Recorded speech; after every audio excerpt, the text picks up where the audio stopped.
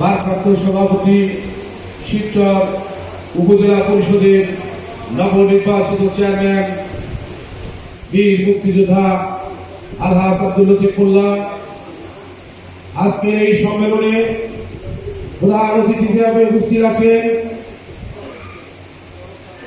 যুগ্ম সাধারণ সম্পাদক গণপ্রজাতন্ত্রী বাংলাদেশ সরকারের মাননীয় শিক্ষামন্ত্রী ডাক্তার দীপু মল্লিক। আমাদের মাঝে উপস্থিত আছেন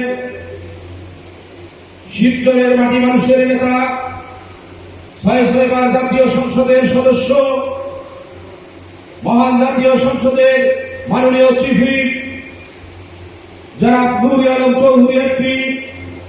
আমাদের মাঝে উপস্থিত আছেন বাংলাদেশ আওয়ামী যুবলীগের সাবেক সংগ্রামী সাধারণ সম্পাদক, বর্তমান বাংলাদেশ আওয়ামী লীগের সাংগঠনিক সম্পাদক জনাব মির্জা আজম এমপি। আমাদের মাঝে উপস্থিত আছেন মাদারীপুর জেলা আওয়ামী লীগের সংগ্রামী সভাপতি জনাব সালামউদ্দিন আহমেদ মোল্লা সহ জাতীয় নেতৃবৃন্দ, মাদারীপুর জেলা আওয়ামী লীগের নেতৃবৃন্দ, শিবচর উপজেলা আওয়ামী লীগের নেতৃবৃন্দ, সম্মানিত কাউন্সিলরবৃন্দ, আসসালামু আলাইকুম। আজকের এই সম্মেলনে প্রথমেই শুরু করতে যাচ্ছি সর্বকালের সর্বশ্রেষ্ঠ বাঙালি জাতির পিতা বঙ্গবন্ধু শেখ মুজিবুর রহমানকে আমি শ্রদ্ধা করে স্মরণ করছি। 1900 বঙ্গবন্ধু সপরিবারকে হত্যা করা হয়েছে, তাদের স্মরণ করছি। আমি স্মরণ করছি জাতীয় চার নেতাকে, আমি আরো শ্রদ্ধার সাথে স্মরণ করছি যিনি এই শিবচরের উন্নয়নের কথা চিন্তা করে, শিবচরে যেই উন্নয়নের কথা চিন্তা করেছেন এবং ঢাকা মহাসড়কের প্রস্তাবক, মুক্তিযুদ্ধের অন্যতম সংগঠক মরহুম ইলিয়াস আহমেদ চৌধুরী দাদাভাই সহ বিভিন্ন সময় আওয়ামী লীগের শিবচর উপজেলার যেসব নেতাকর্মীরা প্রাণ হারিয়েছেন তাদেরকে শ্রদ্ধার সাথে স্মরণ করছি। সংগ্রামী বন্ধুগণ, আজকে আমরা জাতীয় নেতৃবৃন্দের বক্তব্য শুনব। আমি শুধু একটা কথা বলতে চাই, বাংলাদেশ আওয়ামী লীগ বঙ্গবন্ধু জাতির পিতা তাকে হত্যা করার পরে তার সুযোগ্য কন্যা জননেত্রী শেখ হাসিনা বাংলাদেশকে আজকে উন্নত রাষ্ট্রে পরিণত করার জন্য অক্লান্ত পরিশ্রম করেছে। ইতিমধ্যেই বাংলাদেশ আজকে মধ্যময় দেশে পরিণত হয়েছে। 2041 সালে জননেত্রী শেখ হাসিনার যে ভিশন বাংলাদেশকে একটি উন্নতশীল রাষ্ট্র করার জন্য, সেখানে আমরা শিবচরে আমরা আমাদের প্রাণপ্রিয় নেতা নূর আলম চৌধুরীর নেতৃত্বে আমরা শিবচর উপজেলা আওয়ামী লীগ অত্যন্ত শক্তিশালী এবং সকল সহকর্মী সংগঠন শক্তিশালী একটি সংগঠন হিসেবে আমরা তার নেতৃত্বে, তার নির্দেশ মোতাবেক আমরা সংগঠনের কাজ করে থাকি।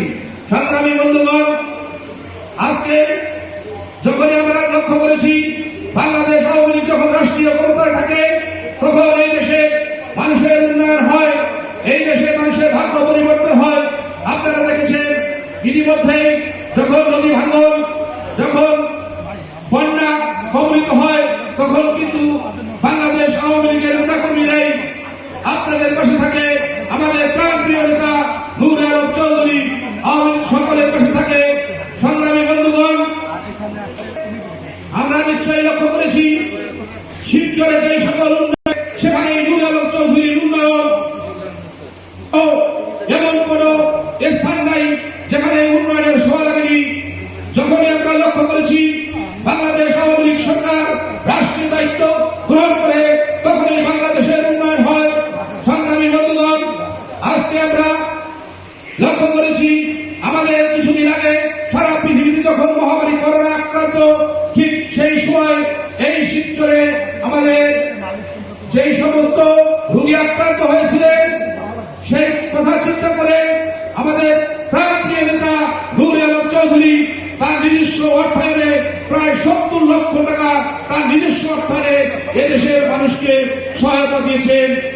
মহামারী করোনার সময় তিনি তার নিজের অর্থায়নে ভয়াবতলা একটি আইসোলেশন সেন্টার করে দিয়েছে।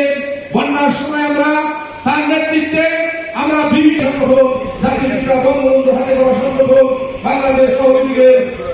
সম্মেলন। আমি শিবচরে আজকের এই সম্মেলন অনুষ্ঠিত হবে। আমি প্রধান অতিথি সহ সম্মানিত অতিথিবৃন্দকে অনুরোধ করব, দীর্ঘদিনে যারা ত্যাগী, যারা দীর্ঘদিন দল করে আসছে এবং নতুন যারা আছে সবাইকে বলে আজকে একটি সুন্দর কমিটি উপহার দিবেন।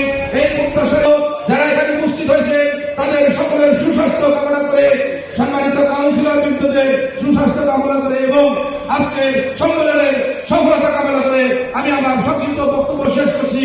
জয় বাংলা, জয় বঙ্গবন্ধু, সবাইকে ধন্যবাদ।